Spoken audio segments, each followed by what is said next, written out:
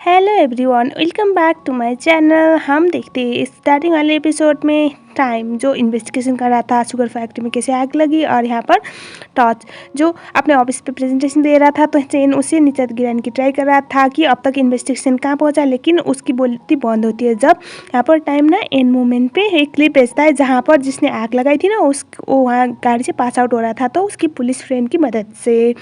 And then हमें दिखाया जाता है यहाँ पर टॉर्च अपनी ग्रैंड मम को छोड़ने के लिए आया हुआ था गाड़ी तक। तभी वो बोलती कि बेटा जल्दी से मुझे खुशखबरी दे दो, नॉज को ना हनीमून के लिए भेज दो। लेकिन वो बोलता है ठीक है ग्रैंड मॉम। और उसके बाद यहाँ पर जो चेन है ना वो बोल रहा था कि जो केस तुम हैंडल कर रहे हो वो मुझे दे दो, मैं देखूंगा शुगर कैन फैक्ट्री की प्रॉब्लम के बारे में किसने आग लगाई। तो यहाँ पर ना वो तो बहुत आराम से बोल रहा था तो टॉर्च बोलता है कि देखो ऐसा है, मैं इस चीज़ पे ना किसी पे भरोसा नहीं कर सकता तो मैं तुम्हें नहीं दे सकता। तो यहाँ पर जो चेन है ना वो बोलता है कि तुम्हें मुझ पर भरोसा नहीं। वो बोलता है ऑब्वियसली नहीं है यार, मैं सीईओ हूँ तो मुझे इतनी आसानी से किसी पे भी भरोसा नहीं करनी चाहिए, तो एक केस में पर्सनली इन्वेस्टिगेट करूँगा टाइम के साथ, ऐसा वो बोल देता है। तो यहाँ पर चेन कुछ भी नहीं कर पाता। इन दिन हमें दिखाया जाता है यहाँ पर जो चेन की मम्मी टाइम के घर पे आई हुई थी और इन दोनों की कुछ खास बनती नहीं, ये तो आप लोगों को पता ही होगा। और यहाँ पर इनको ये भी पता चल गया था कि जो नॉच है वो एक मैनिक्योरिस्ट की बेटी है, तो अब वो इसी चीज़ के लिए आई हुई थी। और यहाँ पर पहले हमें बहू से मिलना चाहती है बोलती है, और आ जाने के बाद वही जो उसकी मॉम है ना उसकी इंसल्ट करने की ट्राई करती है। तो यहाँ पर ना टाइम तभी उसने देख लिया था तो वो गिरने का एक्टिंग करता है, तो सब लोग वहाँ से निकल जाते हैं। तो उसके बाद ना नॉच भागते हुए आकर बोलती कि क्या हुआ, तुम ठीक हो ना टाइम। तो वो बोलता है हाँ मैं ठीक हूँ, बस गिर गया था। तो उस वहाँ पर ग्लास टूटा हुआ था। नॉच टाइम के लिए थोड़ा डरी हुई थी, मतलब उसे चोट तो नहीं आई ना, वो बोलती।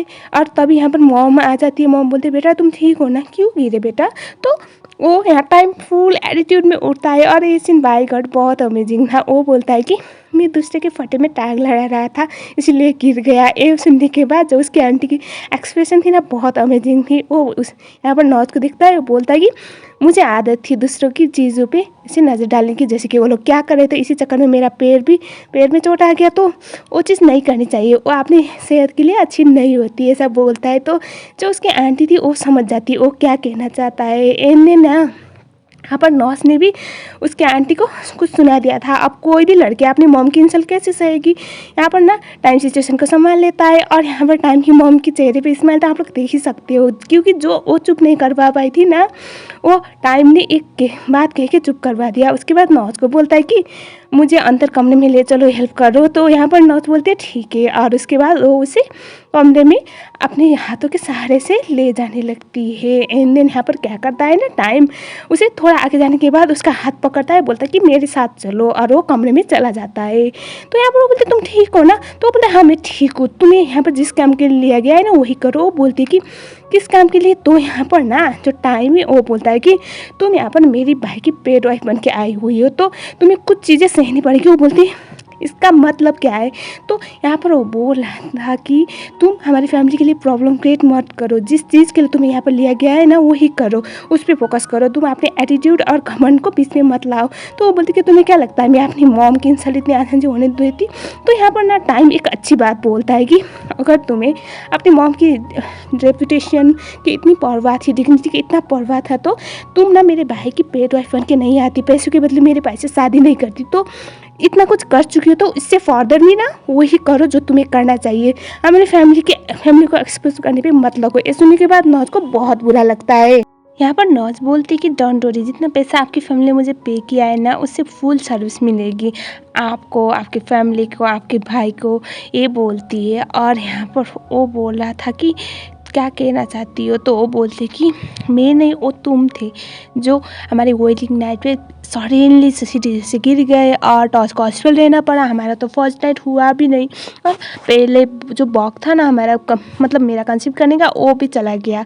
तभी वो बोलते तुम इतना ज़्यादा एक्साइटेड हो बच्चे के लिए, कंसीव करने के लिए। वो बोलती कि एग्जैक्टली बहुत एक्साइटेड हो, क्योंकि वक्त किसी के लिए नहीं रुकता, हमें वक्त के साथ चलना पड़ता है। मे भी आज जो हमारे साथ हो कल ना हो, और वो हमें कल मिलने का वक्त ही ना मिले, ऐसा हो बोलती है। तो इस टाइम पे जो टाइम है ना उसे बहुत बुरा लगता है। और यहाँ पर ना वो जाने वाली थी तो वो बोलता है कि रुको, और उसके बाद वो क्या करता है ना ये लो बोल के वो ब्रेसलेट उसे दे देता है। तो यहाँ पर ना उससे पहले वो कुछ बोलता है कि अगर लेने का मन ना करे तो प्लीज़ कहीं पर ले जाओ और फेंक देना, ये मेरे साथ नहीं रहेगा। और उसके बाद नॉच उसे थैंक यू बोलती है और उसके बाद वो उसके हाथों से वो ब्रेसलेट ना ले लेती है एंड देन वो उस कमरे से चली जाती है। इस मोमेंट पर ना टाइम बहुत रो रहा था और उधर नॉच अपने कमरे में जाने के बाद वो भी फूट फूट कर रो रही थी।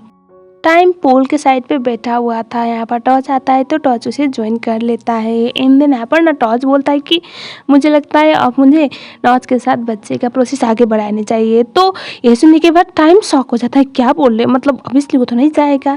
तो वो बोलता है कि हाँ अब कितना वक्त लेना होगा, मेरे पास वक्त नहीं है और एज सही है।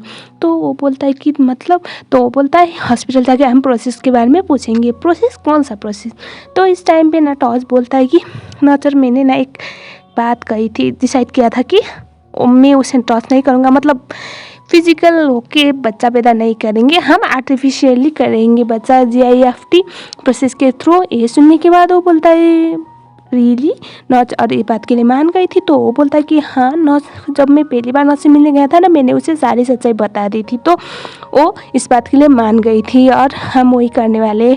नॉच कंफर्टेबल नहीं है और मैं खुद कंफर्टेबल नहीं हूँ, तो हम फिजिकल नहीं होंगे, बस आर्टिफिशियली बच्चा पैदा करेंगे, उससे मेरा भी फ़ायदा होगा और वो भी कुछ, उसे मुझे हाथ में नहीं लगाना पड़ेगा। ऐसे सुनने के बाद उसके चेहरे की स्माइल ऑटोमेटिकली इतना ज़्यादा बढ़ जाती है। वो बोलता है इसका मतलब अब तक तुम दोनों ने कुछ नहीं किया, लाइक मतलब हस्बैंड वाइफ वाली हरकतें। तो वो बोलता है कि नो यार क्या बोल रहे हो, ऐसा तो मैं सोच भी नहीं सकता। तो ये सुनने के बाद वो सडनली पानी से खेलने लगता है। तो वो बोलता है man what are you doing, तुम्हारे पेट पे चोट आई थी। तो वो बोला था नहीं यार मैं थेरापी कर रहा हूँ, मुझे डॉक्टर ने करने को कहा था, बोलता है। और उसके बाद जो टॉर्च है ना वो भी उसके साथ करता है वही प्रोसेस। और यहाँ पर टाइम ना सडनली इतना ज़्यादा खुश लग रहा था ना।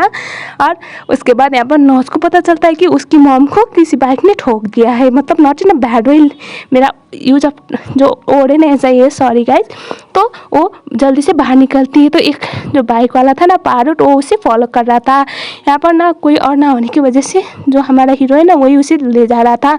वो उससे गाड़ी में बात करने की ट्राई कर रहा था।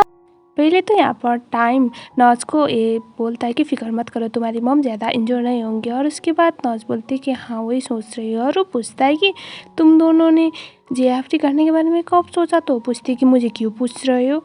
तभी यहाँ पर ना जो टाइम है वो बोलता है कि मुझे टॉर्च ने बताया कि तुम दोनों शादी के बाद ओ था ही ना बॉम जगह बॉम नहीं करोगे, कंसीव करोगे गिफ्ट के थ्रू, बोलता है। ये बहुत फनी टर्म था।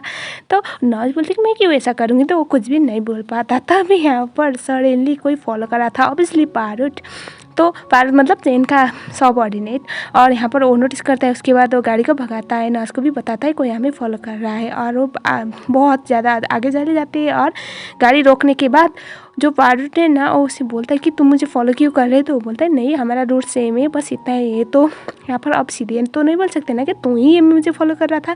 तो बोलते अच्छा कोई बात नहीं, बहुत बड़ा कोइंसिडेंस है, और वो वहाँ से चला जाता है। लेकिन दिन यहाँ पर पता चलता है कि जो पारुट है वो चेन का सबसे भरोसेमंद आदमी था। उसके पापा ड्राइवर थे चेन की फैमिली के, और पारुट उसी फैमिली में पाल बस के बड़ा हुआ है। तो basically he so loyal to that family. और यहाँ पर ना वो नॉच को बोलता है कि तुम्हारी मॉम को बोलो कि बाहर निकले ही मत, क्योंकि उसी बात की वजह से ये चीज़ इतना आगे तक बढ़ी है। अगर उन मतलब आंटी और उसकी फैमिली को पता चला तुम्हारे असलियत, तुम्हारे यहाँ टॉर्च की शादी की असलियत, तो वो लोग 2 सेकंड नहीं लगाएंगे हमारे हाथ से हमारी कंपनी को छीनने में। तो जो कॉन्ट्रैक्ट में है ना वो पूरा करो और तुम भी बाहर मत निकलो, ऐसा वो बोलकर वो उसे कार के लिए ले जाता है।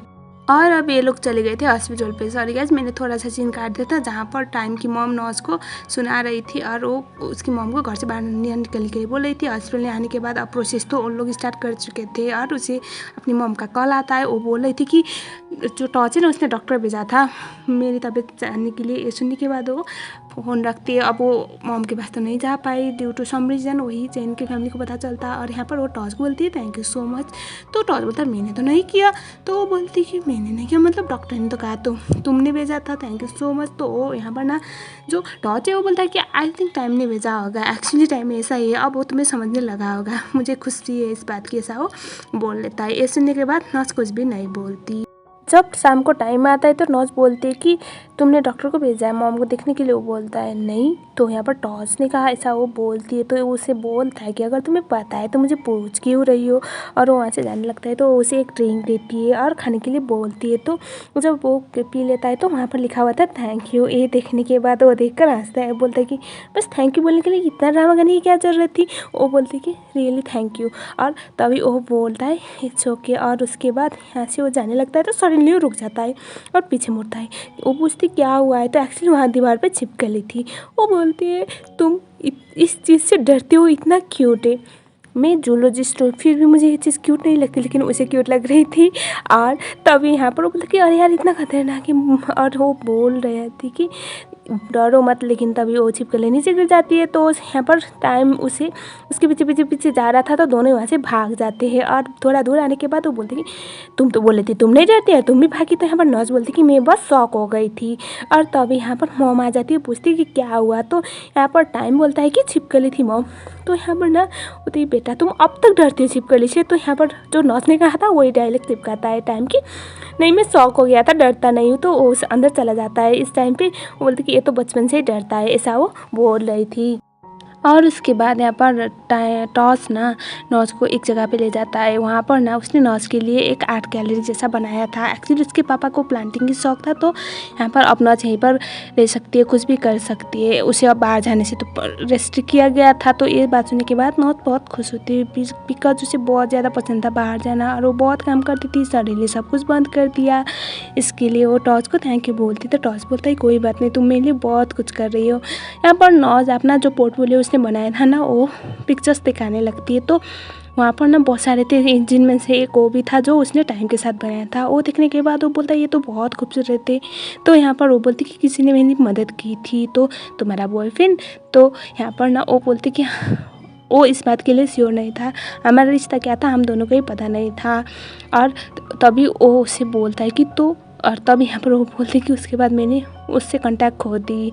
और उसके बाद उसके सर पे हाथ रखता है, बोलता है कि नॉज अगर तुम उसकी वजह से हर्ट हुए तो प्लीज़ उसे भूल जाओ, तुम्हारी लाइफ में बहुत सारी चीज़ें बोल के वो उसे गले लगाता है। एंड देन टाइम ये सारी चीज़ें देख रहा था और ऑब्वियसली टाइम भी हर्ट हो जाता है। नॉज आ रही थी तो टाइम सामने आता है। वो बोलते क्या, तो वो बोलता है कि मैं तुम्हारी लाइफ में इतना बड़ा गलती था क्या जो तुम हमारे रिश्ता के बारे में, हमारे स्टेटस के बारे में टॉस को नहीं बता पाए। वो बोलते कि यस। तो वो बोलते हैं ऑब्वियसली होगा ही ना, तुम्हारी लाइफ में तो इतना अच्छा हस्बैंड है जो तुम्हारी हर ज़रूरत को पूरा कर सकता है, तो मेरे बारे में क्यों बताओगी। तो वो बोलते कि एग्जैक्टली मैं तुम्हारी तरह अपना वक्त जायज़ उन्हें नहीं देती, मैं कोई ना कोई ऑप्शन पकड़ ही लेती, तो मेरे लिए टॉस बेस्ट ऑप्शन है। वो बोलता है कि आप जाके मेरे भाई को किस तरह से पैम्पर करोगे आर्ट गैलरी खोल के देने के लिए। वो बोलती है बहुत इन नॉटी हुए, मतलब जो सुनने के बाद उसे बहुत इरिटेशन होती है और उसे पकड़ता है और वो बोलता है कि क्या सच्ची में तुम्हारे लिए हमारा रिश्ता कुछ मायने नहीं रखता। वो बोलती कि नो, हमारे बीच में बहुत कुछ हुआ था। तो वो बोलती है बस एक किस था। तो उसे फिर किस करने लगता है, लेकिन वो उससे अपना मुंह मोड़ लेती है। एंड वो ना वो बोलता है कि तुम ये से नहीं पाओगी ना, मतलब अपने आप को रुक नहीं पाओगी। तभी वो उसे स्लैप आती है, बोलती कि थोड़ा होश में आओ, थोड़ा मैनर्स के साथ मुझसे बात करो। और वहाँ से जाने लगती है। टाइम उसके पीछे पीछे चला गया था। तभी वो पानी में उसे धकेल देती है। तो वो बोलता है कि तुमने ये क्यों किया। तो वो बोलते कि ताकि ये ठंडा पानी ना तुम्हारे दिमाग को ठिकाने पे ले आए। तो तभी वो उसे भी पानी में खींच लेता है। तो वो बोलती है तुमने ये क्यों किया। तो वो बोलता कि ताकि ये ठंडा पानी तुम्हारे दिमाग को भी ठिकाने पे ले आए।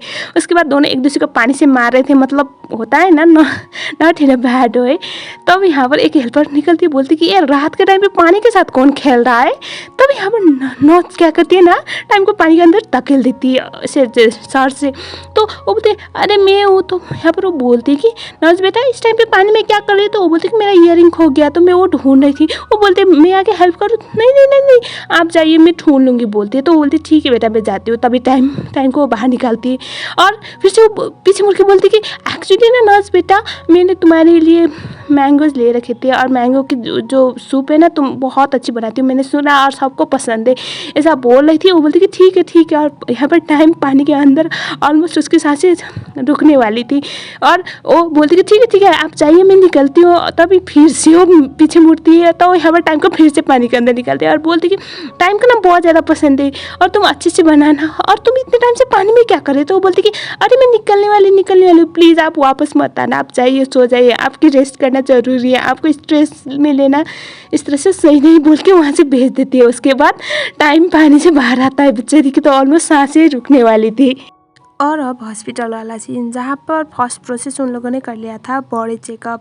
यहाँ पर नॉच तो परफेक्ट थी, लेकिन जो टॉच है ना, उसका जो हार्मोन है इतना स्टेबल नहीं था, तो इसी बात की वजह से ये लोग रिसेंटली वो प्रोसीड्यूर फर्दर नहीं कर सकते थे। टाइम जो टॉच है ना, उसे मेडिसिन लेनी पड़ेगी, 6 महीने तक लग सकता है। इनफैक्ट इस दैट वक्त किसी के पास भी नहीं है। घर जाने के बाद इसी बात की वजह से उसकी मॉम बहुत डांटती है।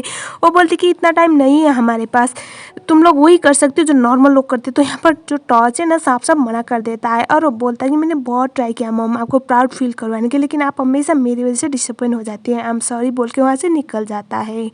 तो टाइम है ना, टॉच के पीछे पीछे चला गया था। जब वापस आ जाने के बाद वो सुनता है नॉच को ना उसकी मॉम बोल रही थी कि बेटा तुम लोग नॉर्मल मेथड नहीं कर सकते क्या तुम टॉच के साथ बच्चा पैदा करने के लिए? तो वो बोलती कि ओके। अब वो बेचारी क्या बोलती, तो ये सुनने के बाद उसे बहुत बुरा लगता है और वो बाहर पे चला जाता है। बहुत ड्रिंक कर रहा था नेक्स्ट लेवल। तब यहाँ पर जो टाइम और नॉच के एक साथ होने के टाइम पे एक गाना आया था ना, वायला वाला, उसी के सिंगर आए थे, तो वो वही गाना गाने के लिए बोलता है और वो गाते हैं तो वो बहुत फूट के रोता है। एंड देन हमें दिखाया जाता है वो बहुत आउट हो चुका था, वो आउट ऑफ कंट्रोल। घर अब रात के 2 बजे किसी और को उठाना सही नहीं था, तो वो टाइम की फ्रेंड्स थे ना, वो टॉर्च को कॉल करते हैं, तभी नॉच सोई नहीं थी, तो नॉच फ़ोन उठाती है। बाहर आ जाने के बाद वो टाइम को अंदर ले जाती है। टाइम को कंट्रोल करने की ट्राई करती, लेकिन वो अब इतना बड़ा आदमी इतनी छोटी लड़की से कैसे कंट्रोल होता? वो कभी दरवाज़ा बोल के खिड़की की तरफ जा रहा था और सोफे पे सो रहा था बेड बोल के, और वो बेड पे उसे ले जाने वाली थी, तो वो दोनों ही नीचे गिर जाते हैं। और वो बोलती कि टाइम तुम ठीक हो, और लेकिन उसे बिल्कुल भी होश नहीं था।